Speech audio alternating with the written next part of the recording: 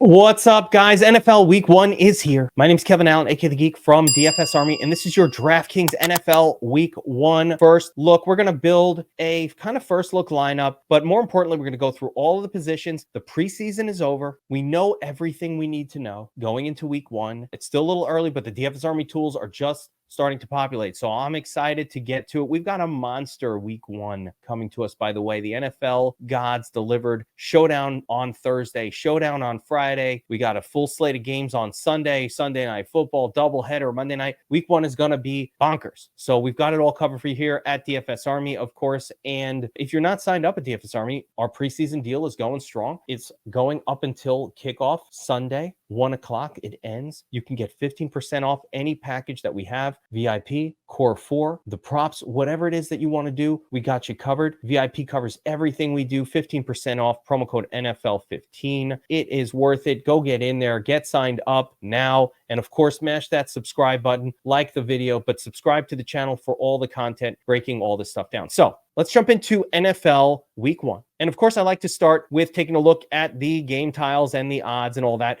What we're looking for in terms of criteria are games with high totals. We want favored quarterbacks. I generally want players from favored teams, unless the total's really, really close. Like if it's a really close spread, I'm cool with underdogs, but we want to focus on favored quarterbacks, favored running backs, favored defenses. Let's focus on the favorites in high total games. So quick run through of the game tiles for NFL Week 1. And let's see here. We start with Titans at the Bears, 45.5 point total. This one has a sneaky high total, and I'm sneakily interested in it, especially on the Bears side. 4.5 point home favorites, Caleb Williams, got Rome Odunze, Keenan Allen, and DJ Moore there. Swift at running back. So I'm a little bit interested in this one at 45.5 point total. Not so sure about the Titan side of it. Next up, Steelers and the Falcons, 41.5 points. Running backs of interest here, Bijan, and I think this game can actually play to the over. I really like the Falcons in the spot with Kirk Cousins at the helm. I kind of like a bet on the Falcons there, just keeping it real right there. But 41.5 point total doesn't really stand out. But the Falcons, Bijan, all that, definitely interesting. Here we've got the sexy game of the week. Dolphins at home taking on the Jaguars. Total literally moving up as we speak. It's up to 50.5 points. I love Miami. I love the Miami offense in Week 1. Wouldn't hate, a little taste of the Jaguars as well. So this game is one to build around, and we'll make sure to pay attention to that as we get to the players. Let's see. New England has announced that Jacoby Brissett will be starting for them. That's not really exciting, but I do think they're less bad than the plus 9.5 implies here. The Bengals have a really low total game at 40.5, but the team total with that 9.5 point favored Bengals is high. So you want to look at, a Joe Mixon, a running back from a game like this on the Bengals side, potentially, or go contrarian with Chase and Burrow, just,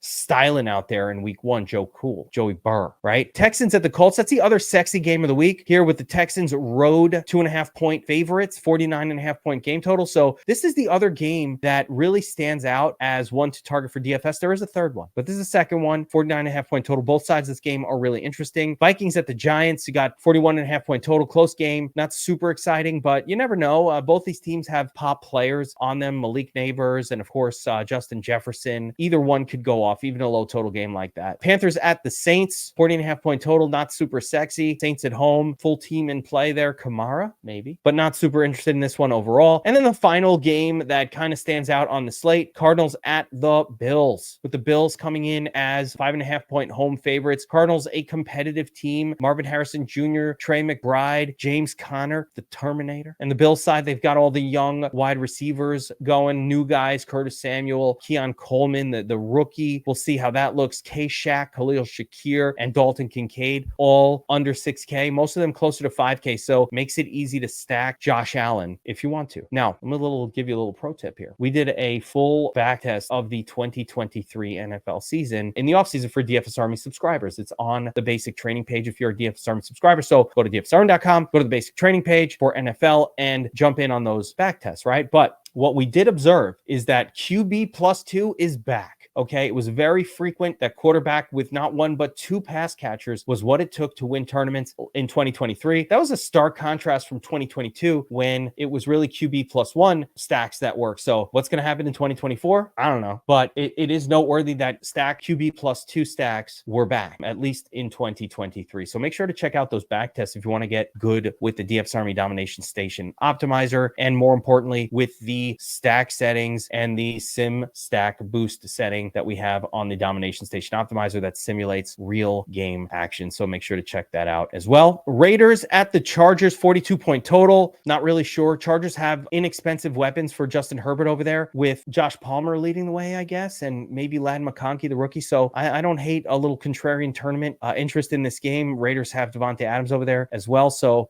yeah, why not? Broncos at Seattle, 41.5-point total. Not super exciting. And Browns home taking on the Cowboys, 42.5-point total. CeeDee Lamb. Both really good defenses here. So you don't really know what's going to happen in a game like that. Early in the season, offenses can be out of sync, still kind of rusty. Defenses can be rusty too. So it's really hard to judge what's actually going to happen. I think in week one, especially in contests like the Millie Maker with 1 million entrants, it's probably going to be more important to be contrarian than it is to be sort of sharp on the picks that you're actually putting in there. We're just going to play quarterbacks with 2 wide receivers, in the Millie Maker type contest, and just hope that we get it right and just try to be different than the field rather than really worrying about how good a defense was last season. Finally, we got the Commanders at the Bucks. And again, 43.5-point total doesn't really jump out on paper, but we could get a better game than this implies here. Washington has an exciting new quarterback in Jaden McDaniels. Running quarterback, can get it done with his legs. They don't have a lot of pass catching weapons with Jahan Dotson gone. It's pretty much Terry McLaurin show, I think. And they don't have much going on. I mean, Zach Ertz at tight end. So, a little Jaden McDaniels to Terry McLaurin action for week one. Doubt too many people are going to be on that. Now, of course, they're the underdogs on the favored side. Yeah, I don't really play a lot of Baker Mayfield generally, but certainly Mike Evans and Rashad White and even Godwin are interesting spots in that game. So let's jump over to DraftKings and get into the breakdown here. All right, so we're starting with the quarterback position, and right up at the top, of course, Josh Allen in a great spot for NFL week one, favored at home, 8K, even it's worth it. It's worth it. Allen likes to run for tutties himself. They've got some new weapons. Keon Coleman is there. Dalton Kincaid, another year in the system. K-Shaq, and even Curtis Samuel. So all players that are super cheap to stack with him. I don't mind starting off my team with Josh Allen. I think that's probably one of the safer cash quarterbacks for week one as well. So we'll keep him in mind. CJ Stroud, also high total game here. This is one of the games of the week. So Stroud, very much a viable play, favored on the road. We know that we want to stack him up with 1 or 2, probably 2 of his guys. It is an expensive stack, which is one of the reasons I'm sort of apprehensive about him. Nico Collins, 7K, Stephon Diggs, 6,800. Even Tank Dell is up there in price, and Dalton Schultz. So for playing Stroud, we want to stack him with 2 of those guys. Dak Prescott, great year last year. Tough matchup here in terms of defensive prowess for Cleveland. But, the Cowboys really don't have much going on at running back, so they're going to have to throw for touchdowns. CeeDee Lamb's going to have a big game. Doesn't matter about the matchup, but I'm not sure this is the week to target Dallas. Tua, biggest game of the week, 50.5-point total. Everything to like about Tua. The one negative to Tua would be that Miami has all these running backs that can score a ton. So they do tend to score via the running back position quite a bit. He could throw touchdowns, and I don't mind to start with like Tua, Achane, and Tyreek Hill all in the same lineup. I'm cool with that. I think that's something that people won't do in tournaments, and it'll make your Tua lineup unique enough to attack a tournament with it. So we could certainly go that way here as well. And I will be building lineups this week, Tua, Achane, and Tyreek Hill all together. Joe Burrow has the big team total. Not much of a competitive game here, but you never know when he wants to go out there and just style. Kyler Murray, will he run a little bit more? Last year's results were not anything like to get crazy excited about. Here's his best game. I think he put up 25, which would be perfectly great for this salary level. So Kyler Murray is in play. Week one, his team is not favored or anything like that, but that doesn't really matter. Look at these, get 20, 22. Yeah, were the 30 pointers here? No, but 6, 12, 18, 24. Anything in the 24 range, we're pretty happy with Kyler Murray, and he's really easy to stack this year. Marvin Harrison Jr., of course, and Trey McBride. So Kyler Murray very much in play, but they are the underdog on the road, less sexy. Anthony Richardson was the quarterback in my way too early, late July sort of first look video that I did, and I really still like it. I love Richardson. I love him in the spot. He just got such a high floor if he stays healthy through a full game. He only had a couple healthy games last year, but week one, 40 rushing yards, a touchdown. He throws for a touchdown, 22 fantasy points in that one. Then gets hurt in week 2, comes back in week 3, 30 fantasy points, 56 yards rushing, a touchdown. Like he throws for 2 touchdowns. He is just a fantasy points machine. Even in week 5, he only played about half of this game. Already was kind of getting it done, threw for 100 yards, a couple rushing attempts before he got hurt. He's going to fumble the ball. Let's keep Houston defense in mind as one of the best defenses for week 1 as well. We want to bet Houston in week 1. I don't really see the Colts winning this game, but I don't mind Richardson as our starting quarterback. But since I did it in the way too early first look and already built that lineup, we're going to go a little different for this one as well. Trevor Lawrence, meh, right? Playable, high total game, don't mind it. Might be a little too soon for Kirk Cousins to start targeting him in this particular game. Deshaun Watson, again, tough matchup for him. Probably could get, has a real chance at 4Xing no matter what happens. So he's in play this week, but just not necessarily somebody I want to go crazy with. But let's get a little weird with our first look here. And I'm going to plug in Jaden Daniels. Daniels is a rookie quarterback that can get it done with his legs. He's got the run. He's got the pass. In college, he was actually a prolific thrower as well as a prolific runner. And since I want to switch it up off of the Anthony Richardson original one, I'm just going to throw in Jaden Daniels here. And we're going to insta-stack him with Terry McLaurin. So I'm just going to set that little stack up. But again, this is one of many, many really exciting stacks for week one. If I'm attacking the Millie Maker, I want to get different and weird because there's a million entries in it this year. And that's the contest we have loaded up here. There's a million entries. So if you're just doing what everybody else is doing, you have no chance. And I don't think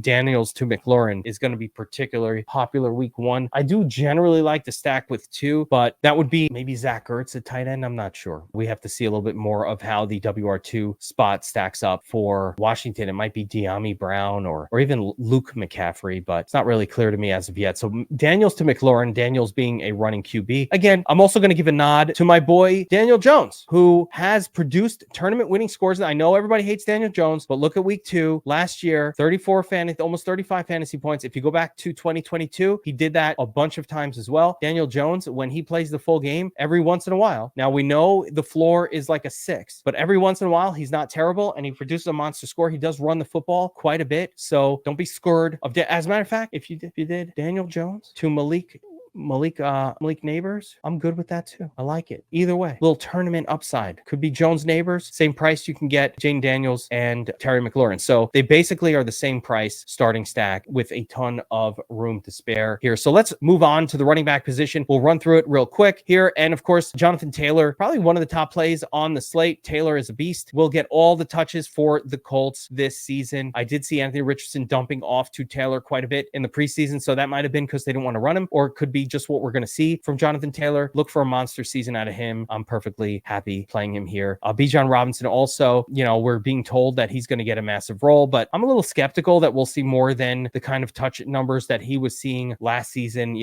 16, 18 a game. I think we might still see Algier. I'd like to see it play out for a week or two before making too many decisions on him, but Bijan Robinson certainly good. Travis Etienne is fine as well here. Was a beast last year. He's a little priced up, I guess, compared to, it's really not that priced up. He's fine. James Cook is actually a little bit priced up here compared to his average score last year. So just note that Etienne averaged 17 fantasy points per game last season at 7K. So that's about 2.5 times his average score for his fantasy points per game. James Cook averaged 14 points per game. So he's at 2x salary rather than 2x average score versus 2.5x average score here. So Etienne, slightly better play. But I think one of the even better plays here is Devon Achane week one, beast mode Achane. He doesn't get a lot of looks. He doesn't get a ton of volume, but he is one of the most prolific points per touch players like ever in the history of the running back position. They throw to him. He runs it. He does everything you want. Achane has massive upside here. The price isn't too scary. So Achane, I think, is somebody we can plug in to a first look lineup. Alvin Kamara as well. Nothing wrong with him. Also averaged 18 fantasy points per game last season. Same role. No change, no difference. And actually, I'd say Raheem Mostert pretty much was a mirror image of Achane. So you could play either one of these guys and kind of get all the upside that you need in week one. So if we're going for tournaments, I would much sooner to play one of these massive ceiling guys like a Devon Achane, or when Achane goes off for 50 or 30 or 25 and you don't have him for 28, you're in some trouble. Some of the safer names are going to come up probably a little bit lower down the list here, and one of my favorites is Rachaad White at 6,300. Great matchup for him. If we actually flip this back to our original lineup here and go back to Jaden Daniels and Terry McLaurin, then Rachaad White represents the comeback, so it gets us a little bit more correlation in terms of game stacking that particular game. So let's plug that one back in here, and you'll see that we've now got a mini game stack with Daniels to McLaurin with a comeback on Rachaad White. And I do like a start like this. That's certainly the kind of lineup that I like to build for tournaments throughout the week. Continuing on through the running back position, though, we'll talk through some of the rest of these guys and pick a second name to plug in our lineup. Of course, here's Raheem Mostert, a cheaper version of Devon Achane. I prefer Achane. I don't know why, I just do. Joe Mixon, new running back for Houston, favored. Nothing wrong with that as well. We haven't seen him on this team. Will he do better? Will he do worse? I don't know, but he was pretty good last year, even with the Bengals. So who knows? James Conner was spectacular last season, even in bad matchups, like against San Francisco, 18. Pittsburgh, tough matchup. At Philly, kind of tough matchup on paper, 29. Seattle, 33. So this guy really got it done towards the end of last year, specifically in games with Kyler Murray. So when Kyler Murray was out, he really wasn't getting it done. Earlier in the actually he was doing okay, but he had this kind of stretch of bad games. Team was just terrible. But whenever the team's been good, this guy's produced. So yeah, he's on the road. Yes, he's an underdog, but I don't mind this spot at all for James Conner. He's just produced in spots like this in the past, and he should be super low owned. I don't mind plugging him in. Eckler,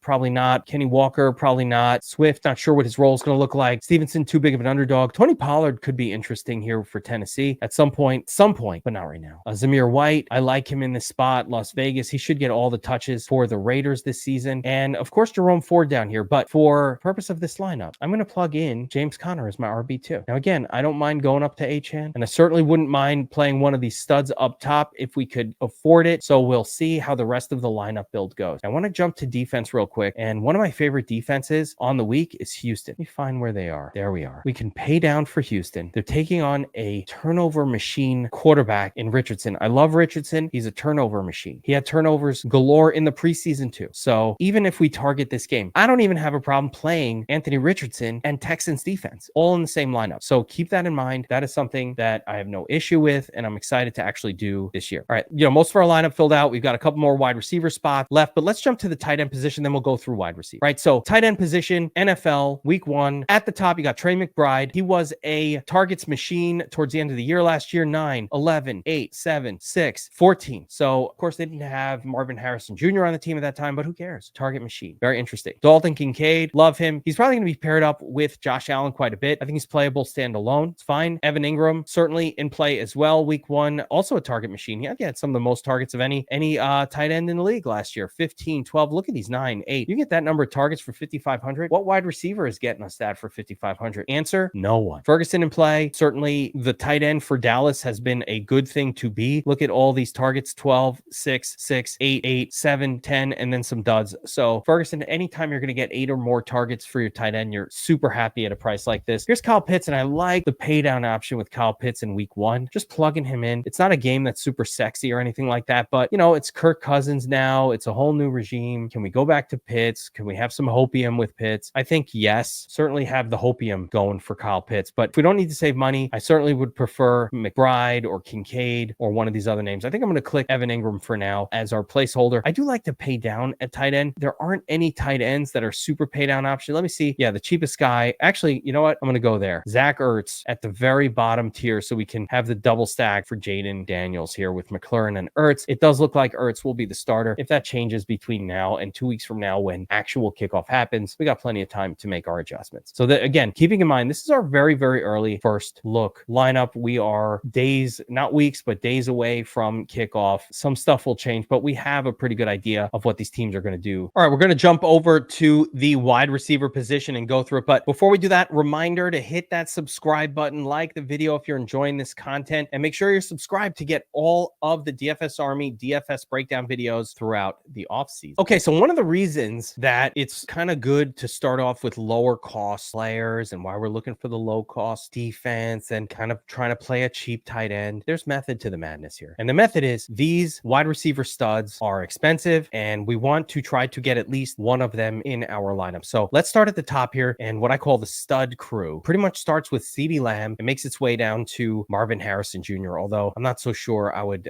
include MHJ in here just yet. CeeDee Lamb's a beast. It's a tough matchup. He's the most expensive, but who cares? He's a freaking beast. And even in tough matchups, he produced last year, just produced 23, 35, 42, 44. These are incredible, consistent wide receiver scores. Never really seen it. 42, 44, 32, every single 9, 20, 36. So he needs about a 36 to come through for us. He did it 5-6 times last season. It's just incredible what CeeDee Lamb does. Same thing with Tyreek Hill. He's basically the same as Lamb, had about the same average fantasy points per game last year. The difference between Lamb and Hill week 1 is Hill is in a spectacular high scoring matchup. Everybody's going to play Tyreek Hill for good reason. And CeeDee Lamb is in kind of a tougher matchup, low scoring slog, kind of on paper with a low total. Either one of those guys are great, but to afford a player like this in our lineup, we really necessarily need to have paid down in a lot of these other spots. I do like Hill, and I am going to plug him in here, but I want to talk about the rest of the stud group here, and any one of them can produce a 30-plus point score in week one. Justin Jefferson got it done with, man, I'm trying to remember the quarterback's name from last year. I can't remember, but he,